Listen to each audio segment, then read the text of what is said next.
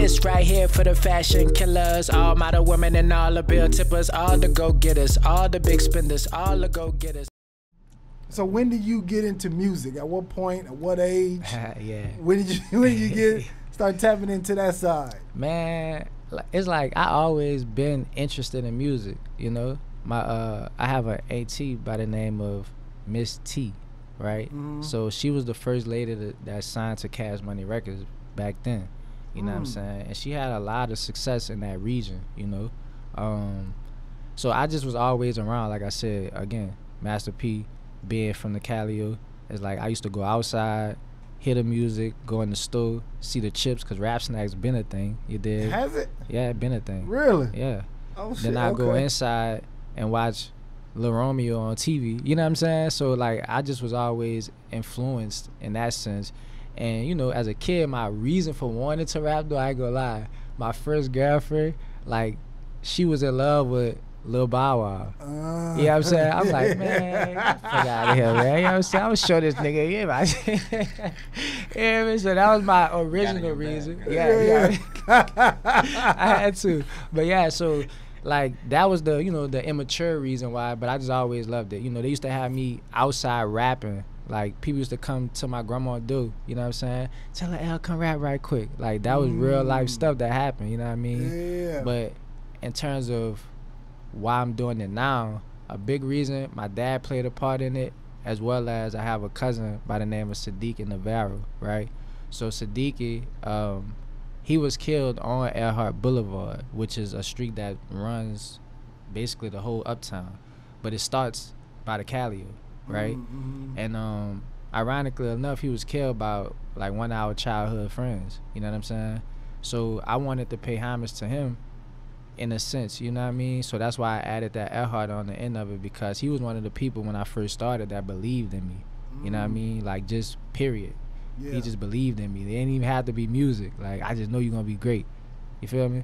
My dad though, you know, he was a real like father figure, but also highly respected in the streets, right? So I used to look up to him, wanting to do everything he wanted, everything he was doing. You feel me? So when he was selling drugs, like I really had in my mind one day, I'm gonna be like him. Yeah. You see what I'm saying? Cause he was young when he had me. He was like 15.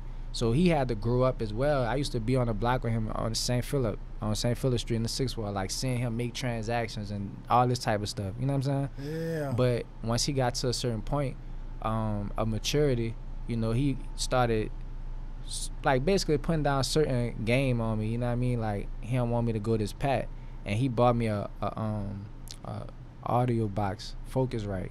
That was the first piece of equipment I ever had, right? And I didn't really understand the importance of that at the time. You dig? He used to be like, man, I don't want you going in the project, but in my mind, it just, I'm around my cousins, I'm around my friends, I'm just having fun. But eventually, I came to see that, you know, just being in that environment 24/7 can lead to you repeating the cycle. So once my cousin got killed, that was the whole reason. I was like, man, I need to express myself. You feel me? Like tell these stories that I've been, you know, holding in for so long, and just everything that I was feeling at that time. It was a real pivotal point. So yeah, man, that's how I really got into music. I didn't really want to be a star or none of that. It was more so I wanted to express my feelings, you dig? And hopefully help somebody else, you know, so that's how it came about. And now we here. Okay. How did you meet Chef? Man, you could tell that story. Pull that mic to you a little bit. Well, I met Allay through two mutual friends. His business partner, shout out Ron Davalos. Yeah, Ron Davalos, co-founder Vaku. And my girlfriend, Tia Williams. We were at a Vaku event, and I was like, man, that's Allay. She was like, yeah, you should go speak to him, because she knows everything about me. So she's like, go running with him. So Ryan made the connection. I'm like, all right, cool, you know. And funny thing is, I had sent him some beats before, but like before we had actually met face to face, and he was like, oh yeah, man, it's a nice little R&B vibe. And I'm like, nigga, what? So I was like, I wasn't hesitant of it, but I was just like, you know what? And then I had worked with him prior on just graphic design, so he hadn't even known that I was even, as passionate as I am about music.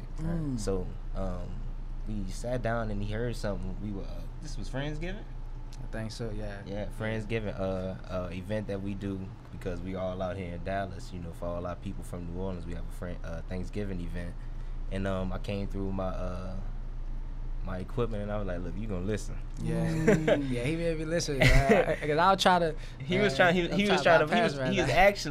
had a project he was trying to release, and he was like, "Yeah, listen to this," and I was like, "All right, you gonna listen to this?" Yeah, that's how it happened. Okay. That's what's up, man. And y'all been, what year was that when y'all met? It was like 2 years ago, huh? 2 years ago. Yeah, cause see, his girl Tia, shout out to Tia. She's a real music fanatic. Like, she loves music, you know what I'm saying? She's So like encyclopedia. Real talk. Really? Real talk. So like, I used to be hitting the open mic scenes in New Orleans, just doing whatever I could to get my name out there. And my name started buzzing. And then one day I performed at this festival they had on the prominent street in New Orleans called Aretha Castle Haley, right? And Tia had sent me a video of me performing, and basically just like, hey, I finally got a chance to, catch your live performance or whatnot. You did great, X, Y, and Z. So I thought that was cool, because that was the first time somebody ever did that. I was like, I ain't never know nobody wanted to see me perform, you dig? Yeah. So it just so happened when I started coming back and forth to Dallas, like, she was out here, and she was always telling me about Jordan as well. But again, like he said, I didn't know he was into the music, because we just met on some mutual, you know what I mean? Just like, all right, for sure. But man, yeah, we just been locked in ever since. We've been tapped in ever since. That's right. Yeah, that's right. That's right. Thank you for tapping in with us. In order to see more clips like this, check out this video here or check out this one here.